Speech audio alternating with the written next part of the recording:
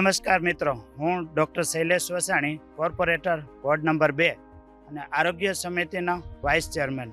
મિત્રો, અબ તક ચેનલને 14 વર્ષ પૂર્ણ થયા અને 15મા વર્ષમાં જ્યારે મંગલ પ્રવાસ કરી રહ્યું છે, ત્યારે આ અબ તક ચેનલ પરિવારને હું હાર્દિક શુભકામનાઓ પાઠવું છું.